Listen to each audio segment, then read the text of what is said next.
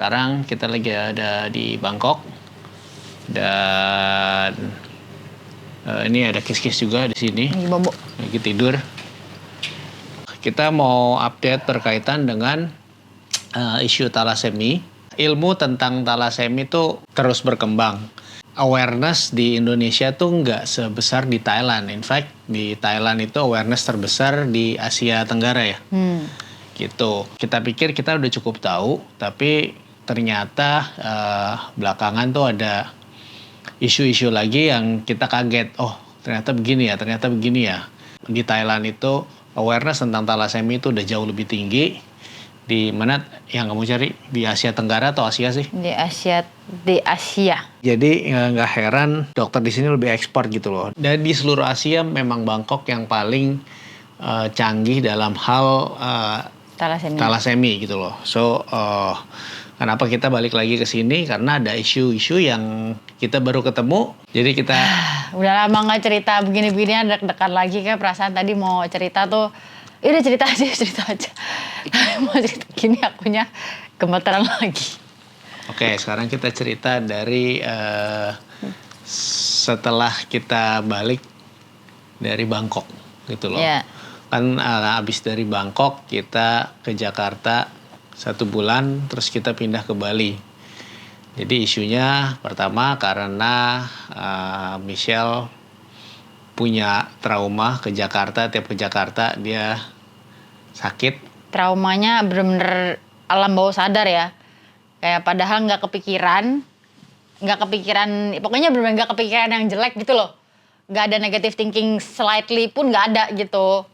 Tapi entah kenapa ya tiap ke Jakarta sakit gitu. Tiap ke Jakarta sakit.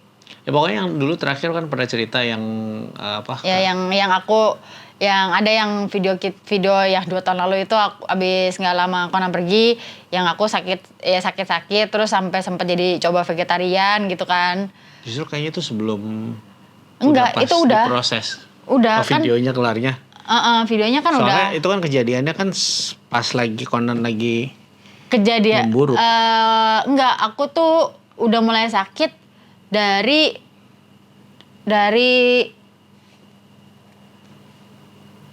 yang inget gak yang tiba-tiba Conan malam-malam demam terus kamu langsung ke rumah sakit? Inget gak? Itu kedua kali aku sakit perut. Yang aku bilang yang pertamanya cuma setengah jam sakit, terus besokannya 2 jam. Terus itu yang kayak seminggu sekali, sebulan sekali. Pokoknya makin lama, makin sering, terus makin sakit. Bisa yang terakhir itu udah sampai 2 hari gitu. Nah makanya kenapa akhirnya, kayaknya waktu aku ngecek di MRI itu, ya Conan masih ada sih waktu di MRI. Tapi kan waktu itu keputusannya kan soalnya dokternya bilang pilihannya hanya ambil gitu empedunya. Kan nggak mau lah gitu kan. Terus dokternya Conan juga bilang enggak, lalu karena stres aja gitu. Terus ya aku cari caranya ya suruh makan sehat, udah coba makan sehat ternyata tetap sakit ya, gitu. Intinya memang karena stres. Psikologis. Karena stres. Gitu. Jadi isu kita, kenapa kita stay di Bali akhirnya kebetulan juga ada partner gue dulu yang ada tempat lah yang bisa kita tempatin di Bali. So akhirnya kita move ke Bali gitu loh. Ya karena aku stres dan Kis-Kis juga masih perlu transfusi. Sebelum ke Bangkok juga kita udah tanya-tanya dan katanya memang bisa juga. Di Bali transfusi ada juga audisi. Iya kan? Jadi ya udah deh kita coba pindah ke Bali dulu gitu, karena berhubung ya kan daripada aku juga sakit terus di situ gitu. Itu pun aku juga udah bilang ke Andri berapa kali, pokoknya inget ya kalau gue sampai sakit gak ketahanan, bawa gue ke Bangkok ya gitu. Operasi di sini jangan operasi di Indo gitu. Terus ya udah akhirnya ya selama di Bali kita bisa donor Kis-Kis langsung, jadi kita bisa tahu kualitas yang donor itu kayak apa gitu. Maksudnya kan banyak kan yang kita tanya kan kita kenal teman, terus kan kita juga spesifikasinya kan ya kita minta tuh yang intinya sehat kita lah. Berusaha untuk cari donor yang terbaik dan kita tahu gaya hidupnya gitu loh, karena darah itu sebenarnya kan ngaruh ajaibnya gitu, ngaruh kayak ada personality yang dibawa dari donornya. Dan itu gitu. kan kita baru tahu setelah di Bali. Setelah yang pas konan juga udah aware dong. yang Aware, waktu- tapi awarenya karena baunya doang. Iya, jadi pas jadi pas dulu waktu ada satu kali waktu konan di transfusi, tiba-tiba setelah transfusi badannya bau Bandot. kambing. Bau bandot. Baunya nggak enak banget, keringatnya kayak keringat orang dewasa gitu loh yang Bener-bener ya tidak bau, terawat, pokoknya bener-bener bau badan bener-bener gitu loh. bau. Maksudnya anak kecil ya kan harusnya seenggak-enggaknya bau matahari ya gitu. Tapi ini Enggak kayaknya lah, bener-bener anak kecil waktu itu masih iya umur masih berapa, bayi, makanya harusnya nggak segitunya bukan tetap. bau orang dewasa iya, gitu itu loh. bau Dan- literally bau gitu kayak bau ketek campur bau apa pokoknya bau banget deh. Terus tapi itu hilang setelah 2-3 minggu. setelah transfusi baru lagi gitu loh, itu hilang gitu loh. Jadi emang ada karakteristik dari donornya yang ngikut gitu loh, karena darah itu memang ajaib lah intinya dan super kompleks gitu loh. Jadi kita mencoba memastikan di sini juga kita kan ada ketemu komunitas lah, ada teman-teman yang bersedia untuk jadi donor tetap KIS-KIS juga Di gitu Bali. loh di Bali. Nah, jadi kita berusaha kenal siapa donornya gitu loh, dan kalau kita bisa tahu gaya hidupnya kan itu lebih baik dan nggak nuker-nuker gitu. Itu yang inisiasi utama, salah satu inisiasi utama juga selain isunya Michelle tadi gitu loh. Gitu. Terus Setelah kita 1,5 tahun transfusi di Bali gitu, nah 1,5 tahun terakhir ini Kristal itu develop minor incompatible. Jadi ada ketidakcocokan secara minor memang. Nah pada awalnya kita dokternya bilang minor nih, mau tetap transfusi apa enggak gitu. Ada minor incompatible tapi udah dapat izin dari dokter katanya gitu loh. ini susternya yang nelfon, jadinya susternya nelfon ke kita, dokternya bilang nggak apa-apa gitu. Ya udah, gitu. kita percaya. Terus bener nggak apa-apa, oh iya nggak apa-apa, nanti ditambahin aja obat anti alergi lagi sama apalah gitu, pokoknya dikasih ekstra 2 obat lagi. Jadi karena Kristal ini nama darahnya tuh LD, leukodeplated, jadi dia emang biasanya udah dikasih 1 obat yang buat pipis, 1 obat steroid kayaknya ya. Nggak tahu, kayaknya bukan steroid. Pokoknya 1 anti alergi, 1 buat pipis. Nah ini ditambahin lagi jadi 2 lagi, jadi 4 obat buat kis-kis gitu, karena ada minor incompatible. Nah oke dong, udah kan. Bulan depannya lagi. Terus kita bingung dong. Yang pertama itu yang bikin kita ini banget, abis minor incompatible dia tuh kenapa ya? Ada efek di dianya tuh, sakit perut alergi. apa? Iya, pokoknya terus ada ras atau ada apa gitu. Rasnya nggak keluar. Ras nggak keluar ya? Rasnya nggak keluar. Kayaknya dia mual deh. Pokoknya kayaknya sakit perut gitu. Nggak secara Pokoknya berapa looks. hari kan? Ya secara looks-nya masih oke-oke aja. Itu gitu. yang membuat kita langsung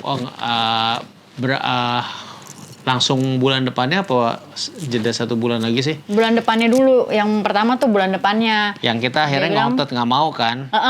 Kita ngotot nggak mau. Jadi kita emang udah bawa donor, terus kita ngotot nggak mau. Pertama donor nggak sih? Iya, bawa donor apa nggak dapet donor itu ya? Nggak dapet donor. Jadi ada donor datang coba 2 orang, dua-duanya gagal karena HB-nya nggak cukup.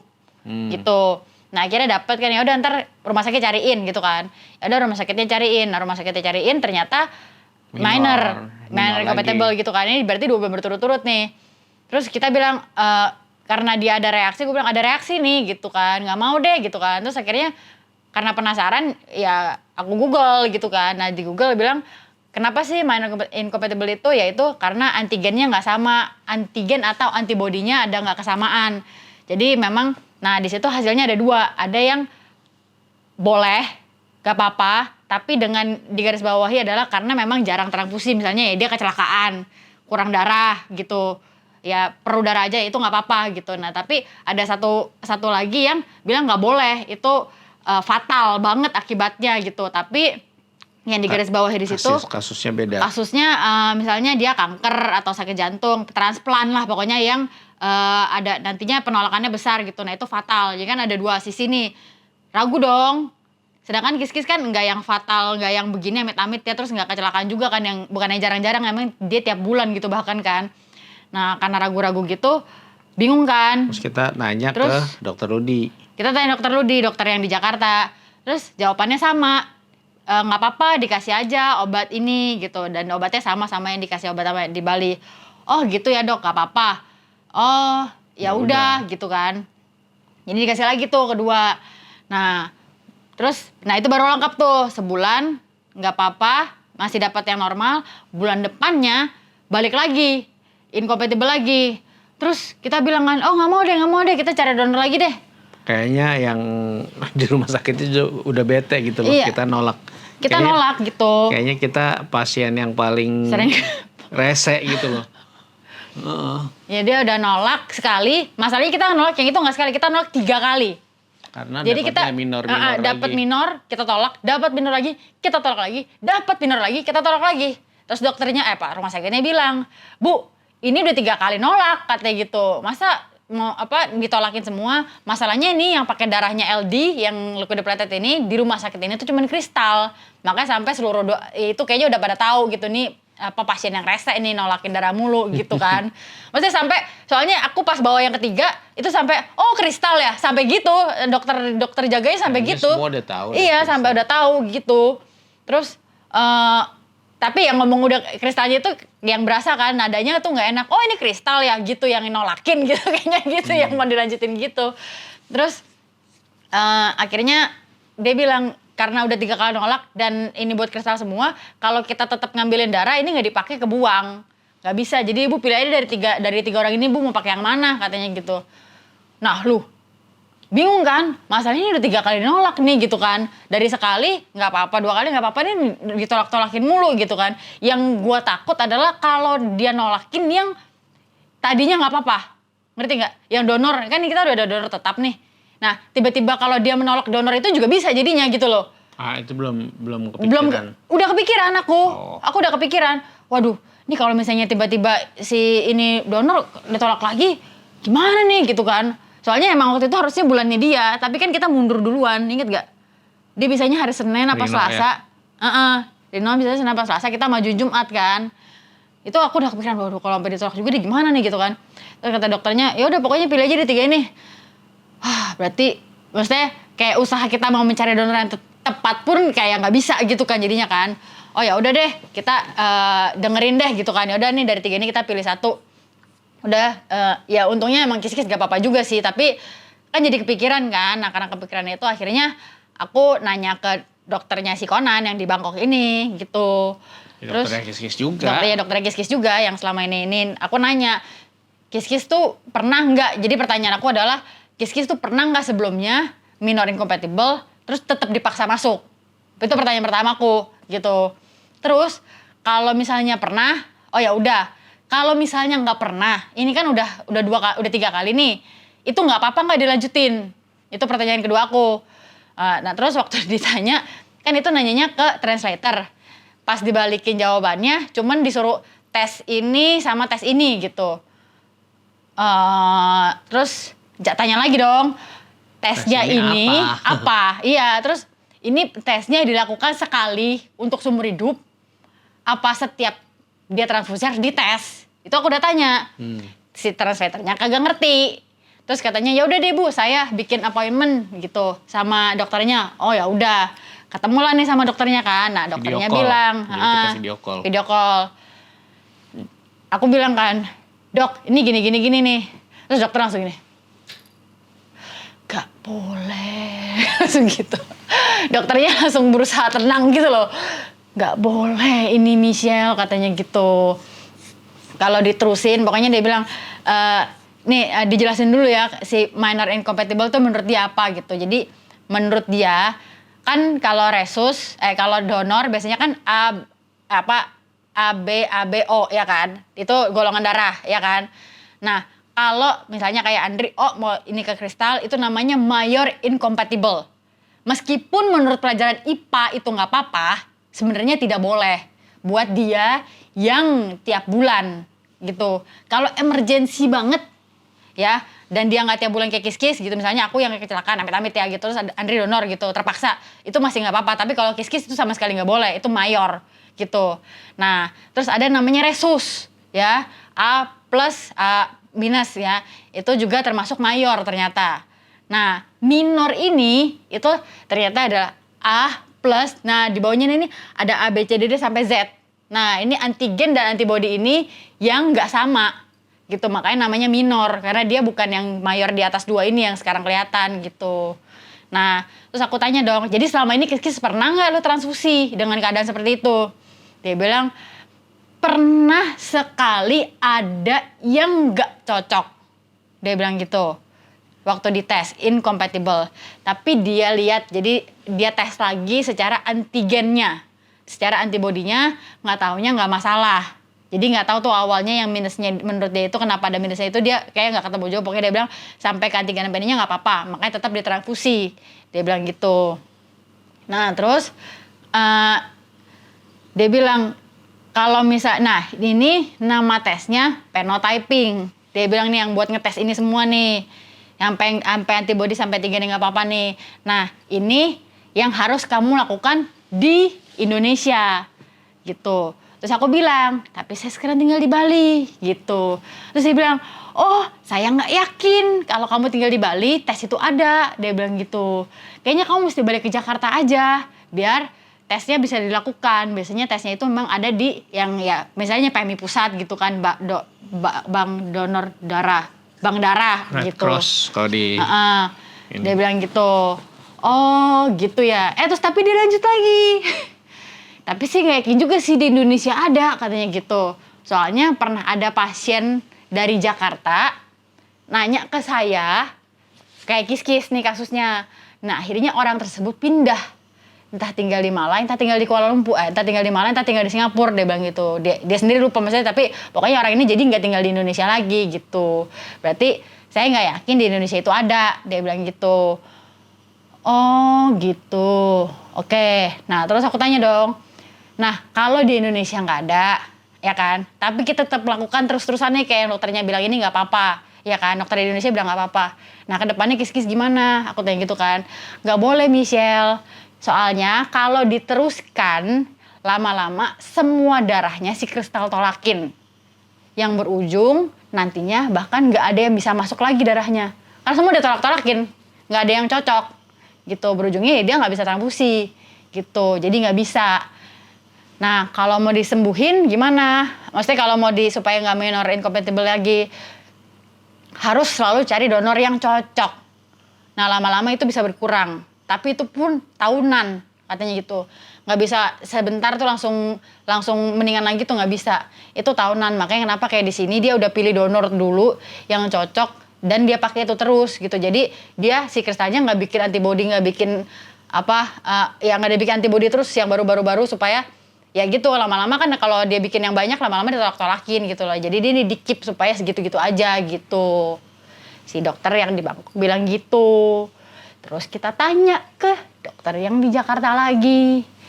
Nah, jadi kebetulan waktu itu nggak lama setelah telepon si dokter yang di sini, kan kita cross check dong sama dokter yang di Jakarta kan. Jadi pas gue cek ke dokter yang di Jakarta, kebetulan mereka ada seminar di Bali gitu loh. Pas minggu yang sama, minggu waktu itu Michelle telepon hari Sabtu ya. Enggak, aku telepon hari dokter pon seminggu ya. Kayaknya seminggu. Oh iya. Jadi abis itu pas aku mau tanya, terus dia bilang mau ada seminar di Bali, ya udah mendingan ketemuan dong. Ya udah akhirnya janjian ketemuan gitu loh. Nah pas itu Michelle nggak bisa, jadi cuma gue yang ketemu. Nah awalnya kan sebelum penjelasan yang tadi terus di pikiran. Karena waktu ngomong sama dokter Bangkok, gue doang malah, Andri nggak ikut. Iya, sebenarnya karena lagi udah nungguin ternyata jamnya salah kan. Terus pas udah waktunya aku lagi ngurusin tukang tuh. Nah logika gua waktu itu sebelumnya kan sebelum penjelasan ini Kalau misalnya incompatible minor, kalau di transfusi kali aja bisa berdamai gitu kan, ternyata sebaliknya gitu. Nah terus habis itu pas ketemu sama para dokter nih, jadi hematolog yang dari seluruh Indo lah ngumpul di Bali kemarin. Nah kita ngobrol, nah akhirnya kalau menurut mereka ya udah kalau gitu coba di income test. Nah gua pikir income test itu tes yang sama gitu loh. Ternyata itu kayak layer yang kurang, yang tidak detailnya lah. Dan income test itu ada PMI bisa gitu loh, PMI bisa. Nah jadi kalau menurut mereka ya tes sekali di PMI, nanti data-datanya itu yang buat cari donornya, jadi itu dicekin. Jadi cari donornya lebih hati-hati, lebih hati-hati lah. Nggak sekedar cross match katanya gitu. Nggak sekedar cross match. Jadi ya udah, gue masih berpikir itu hal yang sama karena income test kan kayak penyebutannya beda, yang satu lebih teknikal bahasa kedokteran, yang satu incompatible kayak lebih bahasa umum gitu loh. Ternyata ditanya lagi beda. Kalau income test itu malah nggak cuma sekali aja gitu loh. Kalau untuk nyaring itu tadi. Untuk nyaring, kalau yang phenotyping lebih detailnya. Nah kalau phenotyping itu jadinya kan kalau income test itu kristalnya aja nih yang dites. Jadi kayak di labelin kalau kristal ini sensitif, nggak boleh sembarangan darah gitu. Nah kalau si phenotyping ini baik kristal maupun si donor itu dua-duanya dicek kayak si dokter tadi bilang. Jadi darahnya kristal sama darahnya orang ini itu benar-benar dicek sampai ke antigen, sampai ke antibodinya bisa sama apa enggak gitu, sampai segitunya. Jadi dua-duanya. Nah kalau income test itu si kristalnya aja dicek nih, donornya yang nggak dicek. Pokoknya kalau dia nggak nolak ya udah diterima aja gitu. Nah sedangkan yang menurut si dokter yang di Bangkok ini, si phenotyping itu dilakukan setiap kali perlu transfusi gitu. Biar pasti donor. Ada elemen-elemen yang bertentangan sehingga dia bikin antibodi baru untuk ngelawan donornya nanti gitu loh. Oke, ini sesuatu yang baru kan buat kita kan. Dan itu kita lumayan berbeda pendapat lama, sampai akhirnya karena kayak ya udah ini menurut gue, ini menurut dia gitu kan, sampai akhirnya kita cek lagi secara online gitu. Cek udah nge-Google, terus tanya ChatGPT. Nah, ternyata yang gitu. Benar memang Bangkok punya. Tapi iya kesimpulannya. Nah, dan di Indo udah kita juga akhirnya bolak-balik diskusi lah sama si dokter di Jakarta, bilang dicoba ngomongin ke dokter yang di Bali. Iya, dikenalin. Intinya sebenarnya phenotyping tuh ada di Indonesia, ada di Jakarta, at least di Jakarta ada, di Bali juga ada gitu loh. Cuman di sini dipakai hanya untuk cancer, leukemia ya.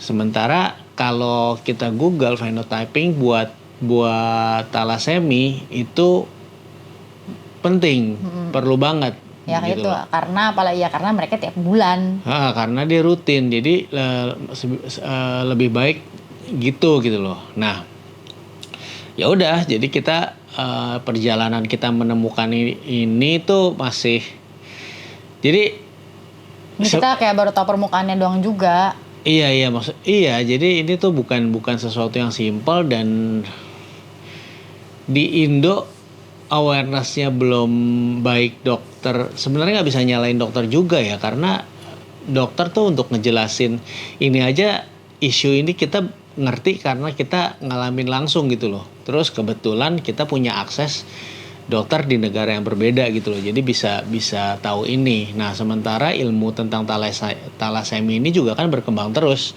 itu yang membuat life ekspektasinya juga makin panjang sebenarnya, makin bagus gitu loh. Tapi kan nggak rata. Di negara yang maju yang awareness-nya tinggi mungkin langsung diaplikasikan, tapi di negara yang awareness-nya rendah, apalagi yang dokternya untuk jelasin ke pasien juga ada berapa banyak pasien, terus harus dijelasin prosedur dengan level pemahaman pasien yang beda-beda juga gitu loh. Jadi kan sebenarnya PR-nya banyak banget. Belum lagi urusan birokrasi. Kalau kan talasemi udah pasti butuh BPJS ya, karena memang penyakit mahal sebenarnya gitu loh. Jadi nah cuman gitu kan masalahnya, kalau kita mindset kita yang dapat dari BPJS tuh suka bagus, udah dapat pengobatan gratis lah intinya gitu. Ngapain minta lagi? Kenapa minta lagi gitu loh. Tapi kalau kita tahu itu tidak menjawab, itu iya, itu nggak jadi solusi, nggak jadi anak kita nggak dapat apa ya, treatment yang terbaik, sehingga umurnya bisa banyak. Ini kan berkaitan sama umur masalahnya. Kalau treatmentnya sembarangan ya bisa bertahan, tapi umurnya nggak panjang, buat apa gitu loh. Kalau gua mendingan, kalau daripada setengah-setengah mendingan pendek sekalian gitu loh. Atau maksimal sekalian gitu. Jadi ya inilah, kita masih. kemarin kita juga udah nanya kan, karena kita tanya di Jakarta ada nggak, di Bali ada nggak, ada, tapi kan ternyata ya buat ini. Terus Buat cancer kita tanya doang. lagi, ya bisa nggak jadi buat talasemi? Ya selama ini belum pernah sih, mungkin kalau maupun kamu bayar sendiri gitu. Tapi memang sama sekali belum pernah, jadi izinnya pun bingung gitu, dia bilang, dokternya bilang. Nah terus habis itu nanya lagi, emang nggak ada apa? Ini kan Krisna masih kecil ya, maksudnya ya kan baru 6 tahun gitu kan. Sedangkan kan di Indonesia pasien tuh udah lebih dari 10.000 gitu kan, dan banyak juga yang umurnya jauh lebih tua dari Kristal gitu. Apa nggak ada? Nah Yang menurut pernah dokternya ngalamin. nggak ada. Gitu. Sebenarnya kayaknya bukan nggak ada, Nah, cuman kalau menurut kita juga bukan nggak ada, tapi karena mereka dibilangin iya aja gitu, ya udah iya gitu, dengan maksudnya kan Iya. makanya kenapa ada income test, berarti pasti sebenarnya ada dong, dia udah tahu jawabannya. Iya, Ya, berarti cuman ada kan? dokternya sendiri jadi nggak aware juga kan, karena akhirnya ada pasti bertubrukan sama birokrasi juga, pasti bertubrukan sama pendapat dokter juga gitu. Terus dan ilmu pengetahuan yang berkembang, karena yang dicari itu aja baru 2021 kan. Yang Kamu aku lihat? tahu, iya. Waktu itu aku dapat jurnal dari temenku, dia dokter anak di Philadelphia, dia ngasih, nggak tahu jurnal tahun berapa, aku bacanya itu 3 tahun yang lalu. Itu seluruh dunia masih pakai standar HB itu 6 baru transfusi. Sekarang kan di Jakarta aja 10, di Bali 9,5 gitu kan. Berarti itu nggak tahu tahun berapa. Nah ini aku kemarin karena ini pusing sama bener phenotyping apa si income test itu, aku sampai nyari lagi. Nah ketemu yang 2021 gitu. Nah di situ dia bilang gitu, dokter ya itu dokternya cuma ada yang ada di abstrak itu dokter di UK sama di Mesir, Siprus gitu. Nah itu ngomongnya tentang ya gini, kita selama ini jalanin ngerawat pasien talasemi, tapi ya dari sekian banyak pasien yang nggak semuanya bisa di-apply cara yang sama gitu.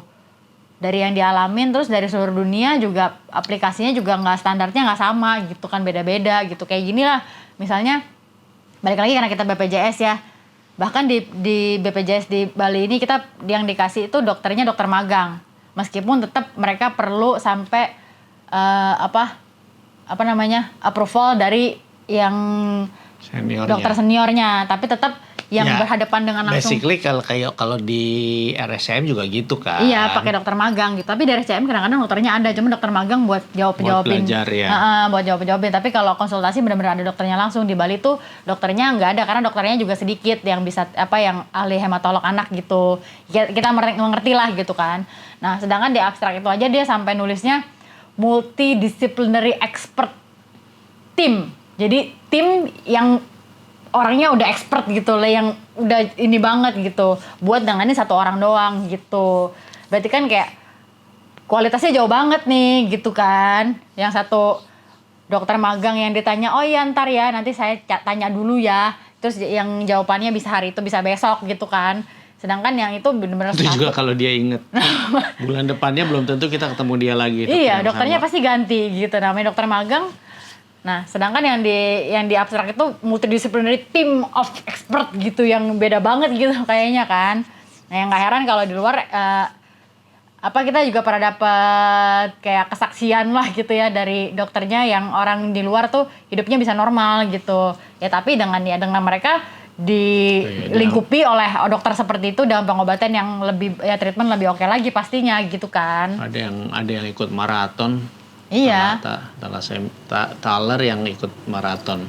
Ini isu yang kita baru aware, kita nggak pernah ngalamin juga, nggak pernah tahu sebelumnya, baru ngalamin. Dan yang aku ingetnya adalah kita sebenarnya tahu kita tahu yang kenapa kita pakai LD karena kita mencegah itu.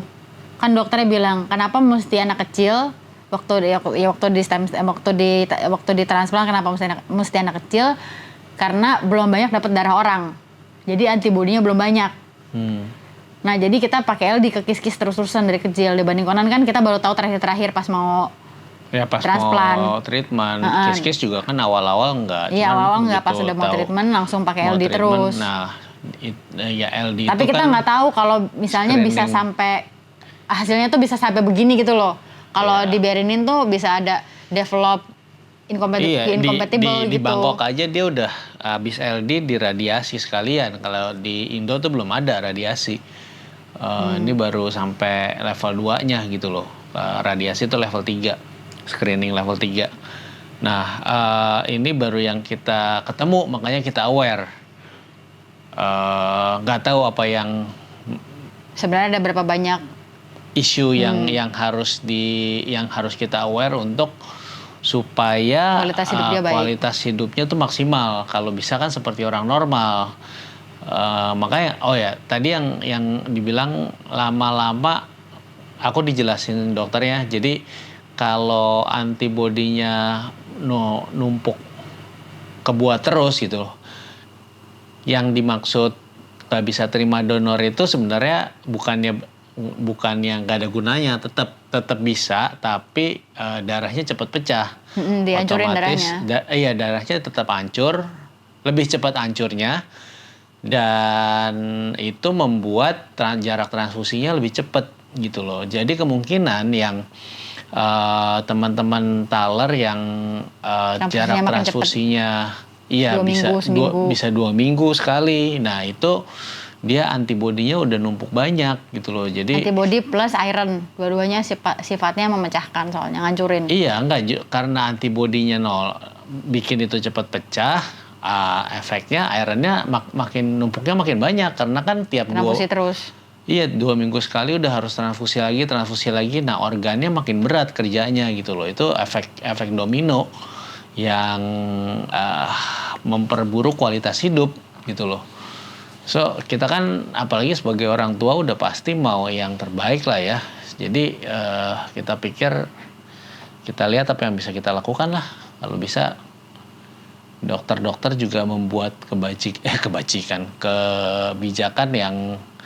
yang bisa support gitu loh. Nggak cuman supaya bertahan dari bulan ke bulan, tapi benar-benar bisa punya kualitas hidup yang maksimal gitu loh.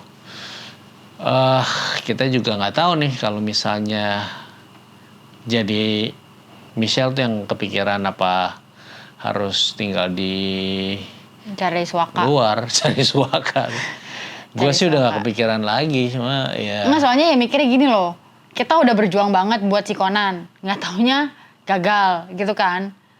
Nah masa kita yang ini kita diemin aja, sedangkan kita tahu ujungnya ke situ gitu, karena kan balik lagi di Indonesia nggak ada secara awareness dan bukan secara awareness, yang ini dulu deh yang kita udah tahu nih masalahnya dia harus phenotyping gitu kan, udah ada nih jawabannya nih, dia harus phenotyping, terus di Indonesia udah ada, dilakuin nggak bisa gitu kan. Iya, regulasinya nggak ada, belum bisa karena mungkin dokter-dokternya juga ya ada bentrokan birokrasi. Iya ada bentrok, iya ngerti gitu, ngerti.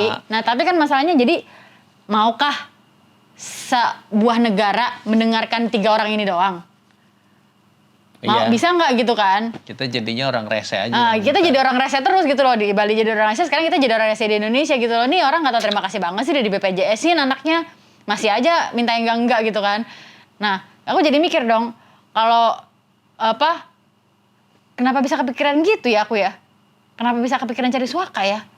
Masalah siapa itu ya? Pokoknya aku jadi kepikiran deh, kan berarti negara ini tidak menyanggupi kebutuhan kita. Aku mikirnya jadi gitu nih. Negara Indonesia ini tidak menyanggupi kebutuhan kita sebagai warga negara untuk punya kualitas hidup yang baik, terutama Kristal gitu kan. Nah, di negara lain yang punya dan bisa ngelakuin hal ini, mau nggak nih nolong kita? Kan pertanyaannya gitu, ya kan? Sama aja nih kayak misalnya ada orang perang, dia merasa, oh gue nggak dilindungi negara gue nih, gue perang nih, negara rumah gue hancur, hidup gue berantakan, gue pengen cari negara yang mau bantuin gue nih, nampung gue sebagai warga negaranya gitu, sebagai keluarga gitu kan, ada nggak gitu kan? Nah, ternyata banyak kan negara-negara yang mau bantuin orang-orang kena perang gitu. Nah sekarang kalau kita sakit, ada nggak negara yang mau bantuin? Aku cari dong di Google, ada. Semua negara maju di dunia terima itu. Nah masalahnya kan sekarang lebih spesifik nih. Oke, berarti banyak nih yang bisa nerima kita. Nah masalahnya adalah, ada nggak nih yang bisa nerima kita dengan kondisi seperti ini, dengan si Kristal ini nih, perlu thalassemia pakai phenotyping gitu kan. Nah setelah aku cari di Google juga, temanku Google selama ini, nah itu bisa di UK sama di Thailand gitu. Nah makanya kenapa tadi Andri di awal bilang Thailand tuh 78% awareness-nya tentang thalassemia gitu, karena memang banyak dari Vietnam, dari Burma, beda kan negara kan? Ya, Vietnam, Burma itu yang lari ke Thailand untuk minta tolong anaknya thalassemia gitu. Kenapa? Karena di negara itu, di negara Thailand, Vietnam sama Myanmar itu, Burma itu awareness-nya cuma 4% gitu. Sedangkan di Thailand ini 78%. Makanya dia udah bikin segimana rupa supaya kualitas hidup yang thalassemia ini tuh baik gitu loh. Nah sekarang Indonesia sebenarnya tinggi nggak? Tinggi. Waktu dicari, Indonesia terima swaka juga, terima swaka sebenarnya. Cuman nggak dengan garis bawah seperti ini gitu loh. Pas aku cari, Indonesia terima swaka, terima dari perang ada, dari daerah-daerah Timur Tengah tuh banyak terima swaka ke Indonesia, lari buat kehidupan yang lebih oke, ada gitu. Bukan negara kita payah juga, negara kita oke juga gitu. Cuman untuk kasus seperti ini belum bisa. Nah pertanyaannya, antara kita yang pindah negara cari pertolongan, atau negara kita sendiri bisa nolongin nih. Tapi mau nggak sih satu negara ini yang mau pemilu tiba-tiba dengerin 3 orang ini ngomong gitu kan? Kayak lebih susah gitu loh. Mending ketahuan ke negara orang, nih lu ada, gue minta tolong dong gitu. Kayaknya itu jauh lebih gampang jadinya gitu. Itu Andri yang langsung kayak nggak mungkin deh, terus dia langsung bete gitu, kayak masa sih harus keluar negeri lagi gitu kan. Iya, enggak, masalahnya kan bukannya nggak ada. Saya yang pasien banyak, yang di treatment, lu tuh yang lain tuh banyak, nggak rese.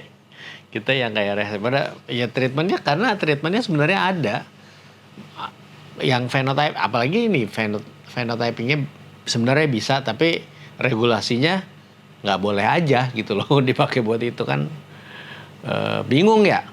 Ya tapi makanya terus gitu kan bisa kan kita nyuruh mereka. Kalau di luar negeri juga kan nggak ada BPJS-nya gitu loh. Sementara treatment untuk ini kan mahalnya nggak kira-kira gitu. Terutama obat, transfusi, obat itu aja udah bisa. Obat lebih murah sih di sini. Iya, tapi tetap aja mahal gitu loh, untuk puluhan juta juga sebulan cuma buat obat doang.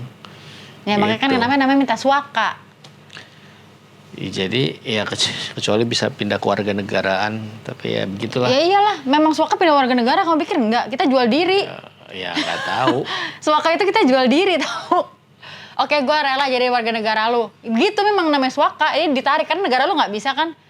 Nggak bisa ngurusin lo. Ya udah sini lu jadi warga negara gue gitu, emang begitu namanya swaka.